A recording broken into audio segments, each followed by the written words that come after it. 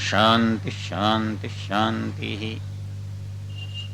आदरणीय पंडित कंचन कुमार जी एवं उनके साथीगण, हमारा आयोजक परिवार और हमारे धर्म प्रेमी ये बंधु बैठे हैं जिनके कारण से हमारा ये बिलासपुर ऐसा हो गया है जैसे हमारे अजमेर से ज्यादा परिचित हो गया है।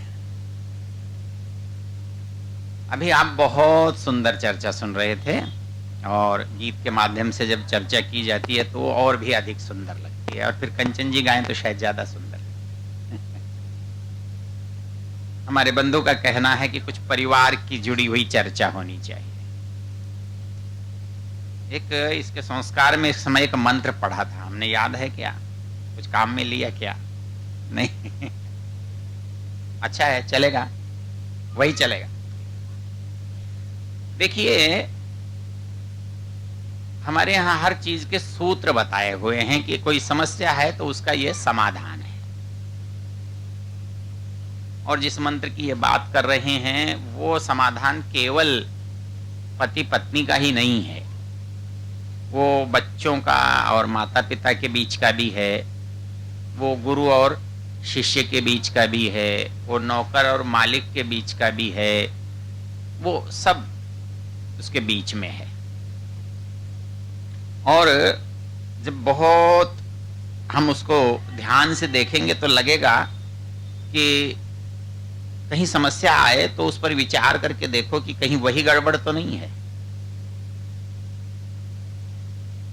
मंत्र है मम व्रते ते हृदयम दधामि, मम चित्तम अनुचित्तम ते अस्तु, मम वाचम एक मना जुषस्व, प्रजापति ही त्वा नियुनक्तु मह्यम। हमारे यहाँ जो संस्कार है, संस्कार का अर्थ होता है, संस्कार का क्या अर्थ होता है? सम कहते हैं अच्छा, और क्री कहते हैं करना। जो आपके पास है उसको अच्छा कैसे कर सकते हैं आप? हमारे पास बच्चा तो हो गया, वो बढ़ेगा भी, आप उसका कुछ करो या मत करो, लेकिन उसका संस्कार करने की जरूरत क्यों पड़ती है? यदि आप संस्कार नहीं करोगे तो आप अच्छा नहीं बना सकते। नियम क्या है? खेती करनी पड़ती है और कांटे जो हैं वो अपने आप ही उगते हैं, उनके बीज नहीं डालने पड़ते। लोग कहते हैं जी सीख जाएंगे, नहीं सीख सकते। यदि अपने आप ही होते तो ये जंगल जो है ना फिर खेती की तरह लहराते हो, फिर आपको खेती करनी नहीं पड़ती। आप जो चाहते हो वो करना पड़ेगा, जो होता है वो काम चलाने के लिए काफी नहीं है, उससे काम आपका चलेगा नहीं। तो वैसे ही मनुष्य होता है, होता तो है, बड़ा भी होगा, बूढ़ा भी होगा, बलवान भी होगा, कुछ भी होगा होगा, लेकिन वो मनुष्य होगा ये अनिवार्य नहीं है, क्योंकि उसको बनाने का प्रयत्न नहीं किया गया है। जो प्रयत्न है जीवन में उसको संस्कार कहते हैं। हम अच्छा बनाने का प्रयत्न करें, व्यक्ति को अच्छा बनाएं, तो हर प्रयत्न जब हम करते हैं तो उसको संस्कार कहते हैं। और कोई चीज संस्कृत होती है तो अच्छी लगती है, सुंदर लगती है, उपयोगी लगती है, असंस्कृत होती है तो अच्छी नहीं लगती। आप एक कल्पना करके देखो, आपने बहुत महंगी महंगी साड़ियां पहन रखी, आपकी साड़ियों पर मेरी कोई नजर नहीं है, मेरे काम की चीज भी नहीं है, नजर हो तो दुकानदारों की होगी, अपने को क्या करना है, लेकिन होगी कोई बहुत महंगी होगी। वो महंगी है इसलिए ठीक है क्या? अब इन्होंने बड़ा अच्छा सिल्क का कुर्ता पहना है, पहन लिया, लेकिन 2-4 दिन पहनने के बाद इसे ये कहां पटक देंगे? जहां कपड़े धुलने जाने, और कपड़ा धुलकर आ गया तो कहां रखेंगे?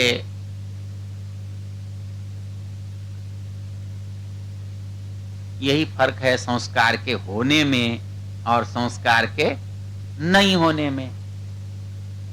कीमत का तो कपड़ा उतना ही था, ये 1000-2000 रुपए का कुर्ता तब भी था जब ये मैला था, और 2000 का ये तब भी था जब ये बढ़िया था, लेकिन जगह फिर भी अलग अलग थी।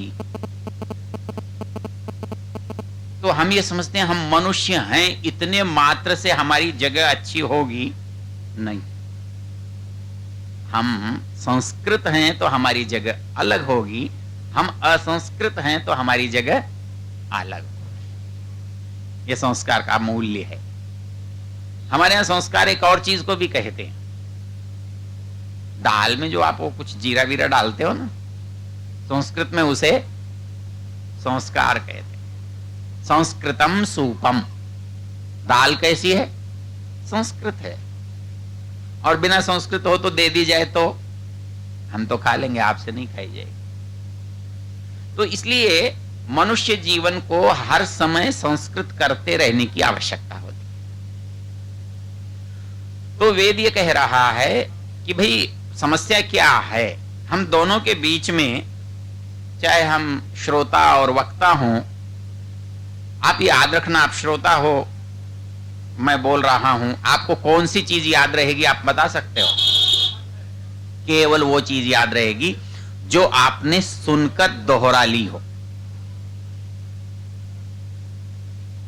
सुनते तो हम बहुत हैं, याद नहीं रहता, लेकिन याद वो बिल्कुल रहता है जो सुनने के बाद उसी समय दिमाग में, आपके भाषा में कहूं तो क्लिक हुई हो, तो उसका प्रिंट आ जाएगा ना। आप प्रयोग करके देख लेना। अच्छा देखो, बड़ी मजेदार बात है, मैं कभी विद्यालयों में जाता हूं तो इस पर विशेष चर्चा करता हूं। हमें आंख का तो पता लगता है वो किधर देख रही है, पर कान का पता लगता है क्या? और लगाने का तरीका बता दूं तो आप कैसे बता सकते हो कि आपके कान कहां है? बता सकते हो? हाँ ठीक है ये बात। हाँ, ये निश्चित मानिए कि बच्चा, आप कोई बात आप बच्चों को कह रहे हैं, वो सुन रहा है या नहीं सुन रहा है, इस बात से पता लगेगा कि वो देख कहां रहा है। विद्यार्थी को आप पढ़ा रहे हैं और विद्यार्थी का ध्यान यदि अध्यापक पर नहीं है, तो इसका मतलब वो अध्यापक की बात को सुन नहीं रहा है। कान वहीं होते हैं जहां आंख होती है।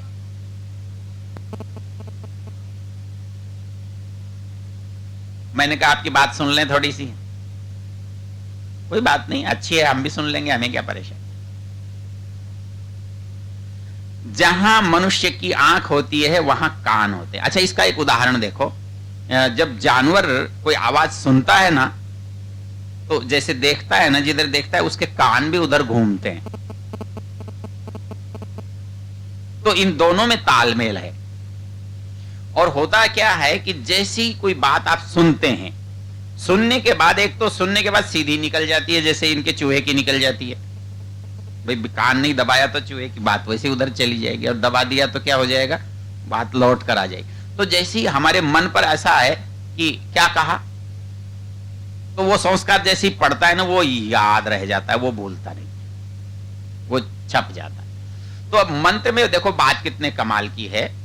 वो ये कहते हैं कि मम व्रते ते हृदयम दधामि। शब्दार्थ सीधा सीधा देख लो। मम कहते हैं मेरे, व्रते व्रत में, ते तुम्हारा, हृदयम हृदय को, दधामि धारण करता हूं, रखता हूं, लगाता हूं। मतलब मेरे व्रतों में तुम्हारा हृदय लगे। व्रत क्या? एकादशी का वो भी है। व्रत का मतलब होता है कुछ करना, कुछ नहीं करना। नहीं करूंगा ये भी व्रत है, तो करूंगा ये भी व्रत। इसके लिए एक बड़ा अच्छा सा मंत्र है, देखो, जिसमें व्रत की चर्चा आई है। कौन सा है? व्रतेन, हाँ, व्रतेन दीक्षामाप्नोति, दीक्षयाप्नोति दक्षिणाम, दक्षिणा श्रद्धामाप्नोति, श्रद्धया सत्यमाप्यते। एक नियम है। दुकान पर एक आदमी आया, लाला जी, हाँ जी, मुझे नौकर रख लो। रख लोगे? ऐसे ही नहीं रखोगे?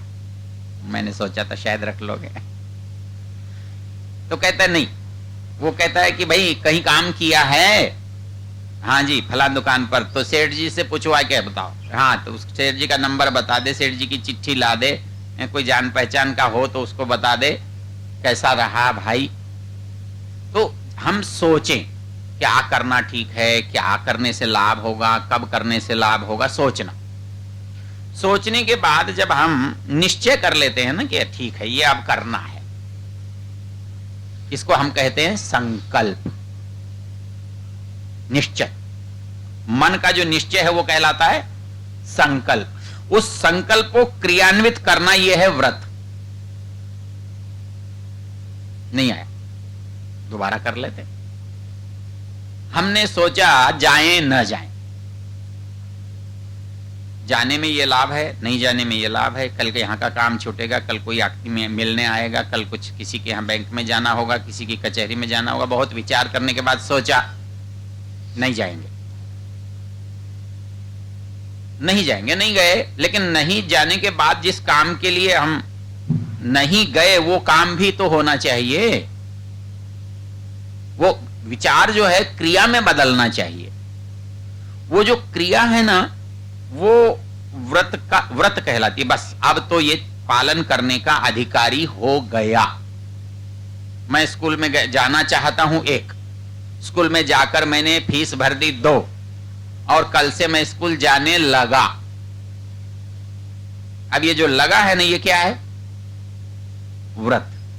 मतलब किसी काम को लगातार करते जाना, करते जाना, करते। पहले तो सोचा करूं नहीं करूं, फिर समझ में आया करूं, करने के बाद सोचा कि अब इसको लगातार करते ही रहूंगा। और कब तक करता रहूंगा? जब तक परिणाम नहीं आ जाएगा। कई बार बहुत लोग पूछते हैं, बोले जी हमको पूजा करते बहुत दिन हो गए, वो भगवान जी कब मिलेंगे? भाई ऐसा है कि 10 किलोमीटर 5 किलोमीटर पर बैठा होता तो बता देते इस गति से चल रहे हो, इतनी देर में मिल जाएंगे। दूरी का पता नहीं है, गति तुम्हारी है नहीं। अब कब मिलेंगे? जब मिलेंगे तब मिल जाएंगे, तो चलते रहो। तो ये व्रत क्या कहता है कि मुझे चलते रहना है, बस मुझे पक्का मालूम है कि मुझे चलना है। और इसका परिणाम क्या है कि जो भी बुराई है उसकी तरफ से हटना, जो भी अच्छाई है उसकी तरफ जाना, ये व्रत है। कैसे जाना है कि झूठ नहीं बोलूंगा कहोगे तो भी व्रत है, सच बोलूंगा कहोगे तो भी व्रत है। व्यायाम करूंगा कहोगे तो भी व्रत है, व्यसन नहीं करूंगा तो भी व्रत है, सत्य बोलूंगा कहोगे तो भी व्रत है, झूठ नहीं बोलूंगा तो भी व्रत है। अग्नि व्रत पते व्रतम चरिष्यामि। व्रत समझना है तो मोटी सी बात समझो, इस दुनिया में भगवान सबसे बड़ा व्रती है। उसके चलने वाली चीजें भी बड़ी व्रत में रहती हैं। भी सूर्य व्रती है, चंद्र व्रती है, वायु व्रती है, अग्नि व्रती है। क्या व्रत है भाई इनका? कि इनका जो गुण कर्म स्वभाव है वो कभी बदलता नहीं है। तो वैसे ही जो बात मैं मान लूंगा, जो बात मैं स्वीकार कर लूंगा, जिसको मैं अपना लूंगा, उसे मैं नहीं बदलूंगा। ये मेरा व्रत है। अब ये कह रहे हैं कि अब ये एक बात ध्यान रखो कि तुम्हारा व्रत मुझे मालूम होना चाहिए और मेरा व्रत तुमको मालूम होना चाहिए। यहां एक तरफा नहीं है, एक बात याद रखिएगा। झगड़ा तब है कि मेरी बात तो तुम सुनो और तुम्हारी मैं नहीं सुनो, ये नहीं चलेगा भाई। ग्राहक की भी सुननी पड़ेगी, दुकानदार की भी सुननी पड़ेगी, श्रोता की भी सुननी पड़ेगी, वक्ता की भी सुननी पड़ेगी। बात तो आदान प्रदान की है ना। तो ये कहता है कि मम व्रते ते हृदयम दधामी। यहां ये नहीं कहा कान, हृदय मतलब बात अंदर जाने की कह रहा है। ये भी आपका चूहा ठीक है, भीतर जाने की बात कर रहा है। हृदयम दधा, हृदय पर लिखने वाली बात कह रहा है। तो वो कहता है कि यदि मुझे आपके व्रतों का पता हो और मुझे मेरे व्रतों का आपको पता हो, ऐसा होगा कब? ऐसा कैसे संभव है? क्या उपाय है? इसके लिए मंत्र का एक छोटा सा हिस्सा है। मम वाचम एक मना जुष्यस्व। केवल सुनने की बात नहीं कर रहा है ये, एक मना एकाग्र भाव से मन लगाकर ध्यान से मेरी बात सुनो। अर्थात नियम याद रखो कि किसी की भी बात सुननी है तो ध्यान से सुननी है, क्योंकि मैं उसकी सुनूंगा तो मेरी वो सुनेगा। और दोनों यदि एक दूसरे की बात को सुनेंगे तो मैं समझता हूं कि 99% गलतियां दूर हो जाती हैं। मुझे कहा था कि कौन सी तारीख को आना है और मैं चला गया कोई और तारीख में। ऐसा क्यों हुआ भाई? बड़ा विचित्र हो जाता है। केवल एक मना जुषस्व, सुना तो सही पर सुना ही नहीं। इसके लिए एक बड़ा अच्छा उदाहरण आचार्य रजनीश के जिंदगी में आता है। आचार्य रजनीश के एक दोस्त ने उनके जन्मदिन के अवसर पर एक लेख लिखा। वो यहीं जबलपुर के कहीं के किसी के रहने वाले थे, गांव के। वो बोले जो वो पढ़ता था तब भी ऐसा ही था, सबसे अलग। तो एक दिन बोले हम दोनों जा रहे थे तो बोले, मैंने पूछा, मेरे तो क्या उल्टी उल्टी बातें करता है। तब हम हाई स्कूल में पढ़ते थे। तो वो बोला, अरे राम सिंह, ये बोले उल्टी नहीं करता, ये दुनिया उल्टी है। बोले कैसे पता? बोले तुझे बताऊं, ये सारे आधे सोए हुए हैं, इनमें कोई ठीक जागा हुआ नहीं है, ये चल रहे हैं, बस चल रहे हैं। इनमें से जागे हुए का एक में भी लक्षण नहीं है। वो बोला ऐसा तू कैसे कहता है? बोले अभी बता देता हूं। बोले नदी के किनारे जा रहे थे, घाट पर एक लाला जी नहा रहे थे। अब बोले सोनी जी, हाँ दुकान तो खुली छोड़ा है, गहने तो पैसे ही पड़े हैं। इतना सुनना था, सोनी जी चौंके और धोती गीली भाग लिए दुकान संभालने के लिए। बोले ये जागा हुआ है क्या? इसे याद ही नहीं कि दुकान बंद की है कि खुली है। बोले सोया हुआ है कि नहीं? पता नहीं, वो दुकान बंद है कि खुली है। उससे आगे बोले एक पंडित जी घाट पर नहा रहे थे। बोले पंडित जी, घर का दरवाजा खुला छोड़ा है, गाय घुस गई। पंडित जी भाग लिए। बोले भले आदमी, मैं सारी दुनिया को देख रहा हूं, ये दुनिया बिल्कुल सोए भी, आधे नशे में है, इसको कुछ भी निश्चित पता नहीं, जागने का कोई लक्षण इसमें नहीं। जागने का लक्षण क्यों नहीं? कि इसने किसी चीज पर ध्यान ही नहीं दिया, हो रहा है बस, चल रहा है। जैसे कोई आदमी अभ्यस्त हाथों से काम करता है न रसोई में, आप मतलब आपको कई बार ये पता ही नहीं होता आप कर क्या रहे हो, लेकिन हाथ आदत है कर लेते हैं। वैसे ही हमको स्कूल जाने की आदत है, चले जाते हैं। हमको दफ्तर जाने की आदत है, हम चले जाते हैं। हमको किसी से कुछ लेने देने की आदत है, ले दे रहे हैं, लेकिन हमको पता ही नहीं कि हम कर क्या रहे हैं। क्यों होता है ऐसा? वो कहता है मम वाचम एक मना जुषस्व। ये जुषस्व शब्द क्या कहता है? जुषस्व का मतलब होता है प्रेम से सुनना। तो आप कहते हैं जी सुनते नहीं। हाँ सुना, ये कोई सुनना नहीं है। जुषस्व प्रेम से सुनना, जुष प्रीति सेवन योग। किसी बात को प्रेम से सुनी हुई, और गुस्से में सुनी हुई में गड़बड़ होती है, प्रेम से सुनी हुई ठीक रहती है, याद रहती है। इसलिए वो ये कहता है कि एक नियम बनाओ कि जब किसी से बात करो या जब किसी की बात सुनो तो हमारा पूरा ध्यान उसकी बात पर होना चाहिए। अक्सर क्या होता है कि भाई तुमने वो कहा था, बोले यार उस समय तो मेरा ध्यान नहीं था, मैं सुनी नहीं क्या कहा उसने। फिर जाके एक बार हमारे कॉलेज में दो प्रोफेसर बात कर रहे थे। एक मेरे मित्र हैं टंडन जी, एक पास में से एक व्यक्ति गुजरा, वो कहने लगा जी आपने मेरे पिताजी को देखा? दूसरे मजाकिया थे, अरे बोले किसी को भी देख लेना। वो चला गया, घूम फिर के आया, बोले आपने क्या कहा था? बोले कुछ नहीं। बोले नहीं, कुछ गड़बड़ बोला था आपने। अरे बस गड़बड़ बोला था तो ये बाद में ध्यान क्यों आया? उस समय ध्यान नहीं था, पर ऐसा लगा कि आपने ठीक नहीं बोला। तो ये क्या होता है कि यदि हमने सही सुना होता तो उत्तर हम वहीं देते, हमने सही सुना ही नहीं। अब इसको प्रयोग करके देख लो, विद्यार्थी में करके देख लो कि यदि एक बार आपने चीज को सुना है, आप लोग कहते हैं नहीं याद नहीं रहता, ऐसा नहीं है, हम सुनते नहीं है।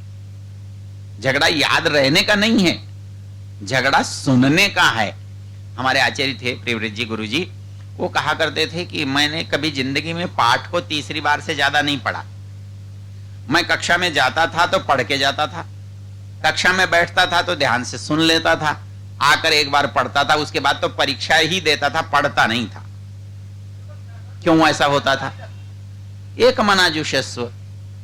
आप जितनी बार, अच्छा एक कल्पना करो, आप पढ़ने जाते हो, आप पहले एक एक अक्षर पढ़ते हो, न ल नल, जल जल, ऐसा क्यों होता है? ऐसा क्यों पढ़ते हो? बाद में ऐसा क्यों नहीं पढ़ते?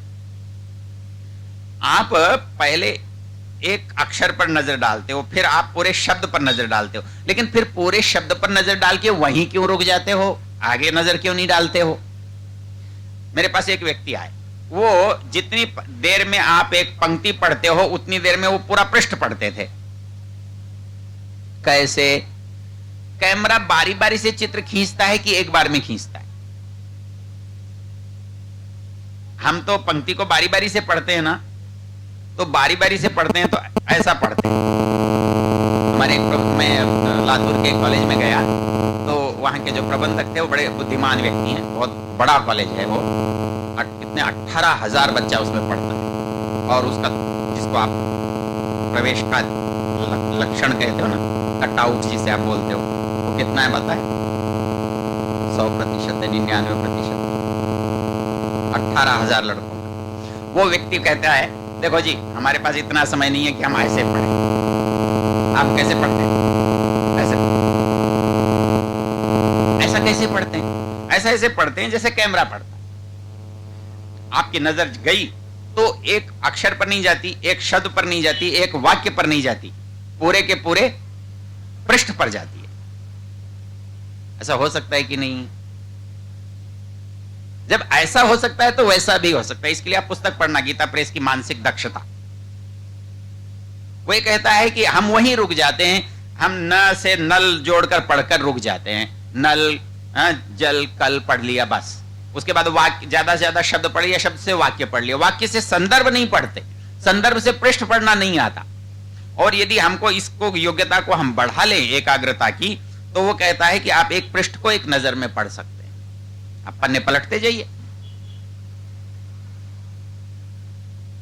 तो ये मानसिक दक्षता कब आती है? मम वाचम एक मना जुषस्व। जो चीज आपने एक बार सुन ली वो आप नहीं भूलेंगे। क्यों नहीं भूलेंगे? क्योंकि आपका उस पर ध्यान गया है। ध्यान नहीं गया तो नहीं होगा। तो वेद ये कहता है कि घर में भी एक ही समस्या है, सुनने की। हमको बड़प्पन किस बात में लगता है? नहीं सुनने में। किसी की बात पर ध्यान नहीं देने में लगता है कि बड़े आदमी हैं, उनको क्या है ध्यान दें। हम बच्चे की बात पर ध्यान नहीं देते, बच्चा है। हम पत्नी की बात पर ध्यान नहीं देते, बोलती रहती है। पति सुनता ही नहीं है। माँ बाप बूढ़े हो गए हैं, कुछ भी बोलते रहते हैं। वो बेटा कहता है ये, बोले काम से ही फुर्सत नहीं है। कुल मिलाकर मतलब क्या निकलता है? कोई किसी की सुन के राजी नहीं। और सारे झगड़े की जड़ इतनी सी बात। इसको करके देख सकते हैं क्या? ऐसे है मुश्किल काम। कभी कभी छोटे काम करने में बड़ी बेइज्जती लगती है। हम किसी बच्चे को कहें, अच्छा भैया, अच्छा बेटा बता क्या बात हुई, तो बड़ी मुश्किल से हम तैयार होते हैं, बड़े ध्यान से उसकी बात सुने। हमको लगता है इसकी भी कोई बात है क्या? ये क्या कहेगा? ये नौकर क्या बताएगा? ये इसको इसमें क्या अकल है? कहता नहीं। तब आप नहीं सुन सकते, तब आप नहीं समझ सकते। कभी आपने अनुभव किया है कि हम पढ़ते हैं और वकील पढ़ता है, इसमें क्या अंतर होता है? आप में किसी ने वकालत पढ़ी हो तो पता लगेगा आप। वकील पढ़ता नहीं है, साथ साथ जवाब ढूंढता है। वो जब पढ़ता है ना, हम तो उतनी देर में 5 पेज पढ़ जाए, वो बिल्कुल बहुत ही। तो जब वो पढ़ता है तो हम तो कई बार पढ़कर उसको वो नहीं समझ पाते जो लिखा है, वो पढ़ता है। वो पढ़ने की आदत डालनी पड़ती है। जो पढ़ने की आदत है वही सुनने की आदत है। तो यदि वकालत में सफलता के लिए, वो वकील साहब हमारे बैठे हैं पीछे, मुकुंद भाई, उन्होंने पढ़ा होगा कभी, तो वो जो चीज है वो क्या है? मम वाचम एक मना जुषस्व। वो कहता है लेकिन ये अपने अकेले के बस की बात नहीं है, इसके लिए किसी की मदद चाहिए। किसकी चाहिए? प्रजापति त्वा नियुनक तुमय्यम। भगवान भी हमारे को ऐसी सद्बुद्धि दे कि हम किसी की बात को सुन सकें, किसी की बात पर ध्यान दे सकें। तो मम व्रते ते हृदयम दधामि, इससे होगा क्या?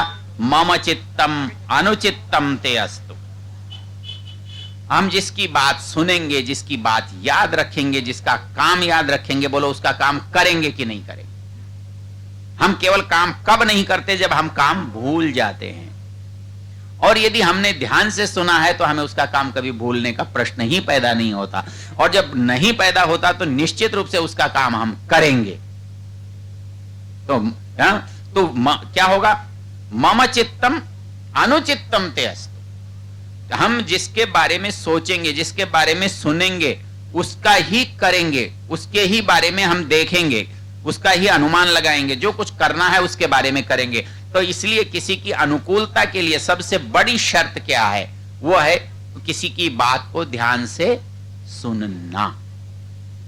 तो एक मंत्र बहुत ही सरल है और अपने को थोड़ा थोड़ा यदि इसको प्रयोग करके देखेंगे तो आप ये अनुभव करेंगे कि ये बड़े काम का है।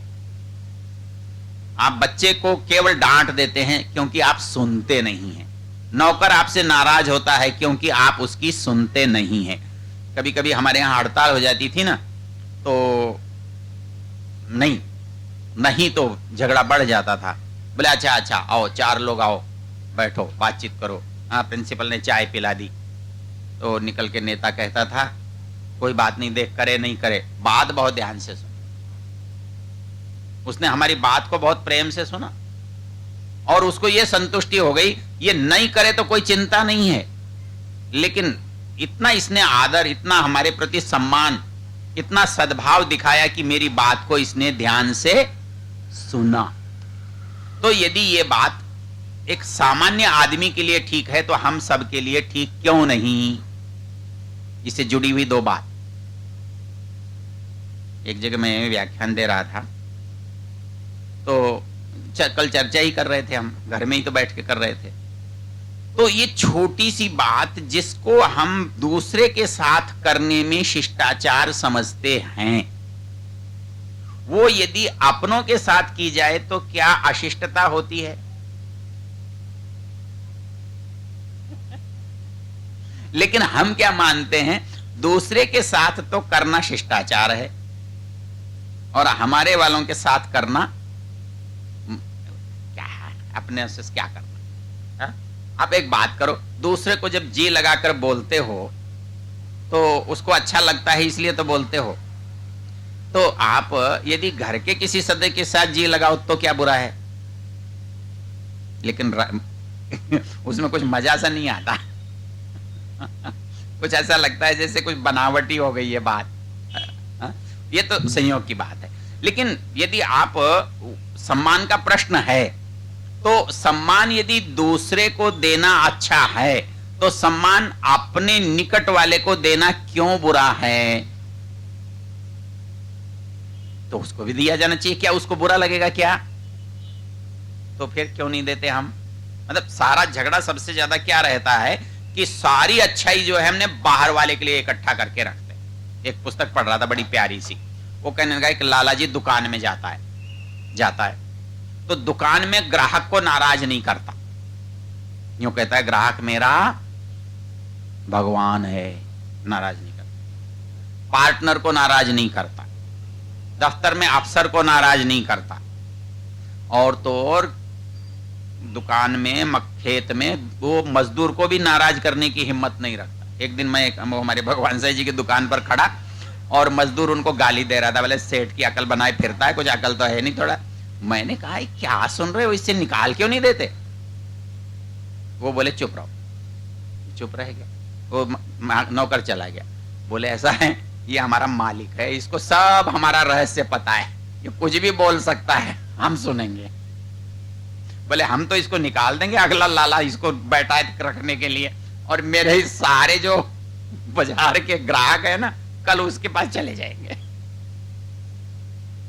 तो वो ये कहता है कि भाई हम जो अपने बहुत बहुत निकट के लोग हैं, मतलब उनके साथ यदि हम बहुत ही सहज सभ्यता से पेश आते हैं, जब दुकान में पेश आते हैं तो घर में क्यों नहीं आ सकते? मतलब दुकान के घाटा, दुकान का नफा ज्यादा है कि घर का नफा ज्यादा है? दुकान में घंटे कितने बिताता है? 4, 6, 8। घर में कितने बिताता है? ज्यादा बिताता है। तो शांति यहां ज्यादा चाहिए कि वहां ज्यादा चाहिए? तो फिर इलाज तो वहां करता है और भोगता यहां है। मतलब हिसाब भी करता है लाला की तरह से, तो सही हिसाब ही नहीं कर पाता। उसने लिखा कि भाई बाहर गया, भाभी जी आपने आज खाना बहुत बढ़िया बनाया। क्यों? उसने खाने पर बुलाया था, अब निंदा कैसे करे? हाँ, लेकिन पत्नी ने पूछा कि यहां कभी अच्छा लगा क्या? तो ध्यान ही नहीं है अच्छा लगा क्या। यदि वहां ये कहना अच्छा बना है अच्छी बात है, तो घर में अच्छा बना है कहने में कुछ परेशानी है? उसने पुस्तक वाले ने लिखा कि उसकी पत्नी ने उसे जब सुना कि उसका, बोले अच्छा तुम्हें अच्छा बुरा लगता है क्या? मुझे तो 20 साल हो गए तुम्हें को खिलाते हुए, कभी लगा नहीं कि अच्छा लगता। तो बिंदु क्या है समझने का कि आप जिन बातों से दूसरे को प्रसन्न करना चाहते हैं, वो बात घर में प्रसन्न करने के लिए उपाय के रूप में क्यों नहीं काम में लाई जाती? क्यों बहन जी? मतलब उससे बाहर का आदमी प्रसन्न हो सकता है, तो उससे घर का आदमी क्यों नहीं प्रसन्न हो सकता? यह प्रश्न है। और हमको दुख घर में ज्यादा भोगने पड़ते हैं, क्योंकि उपाय तो हम सड़क पर करते हैं और घर में उनकी परवाह नहीं करते हैं। तो वेद यही कह रहा है कि भाई बात तो बहुत छोटी सी है,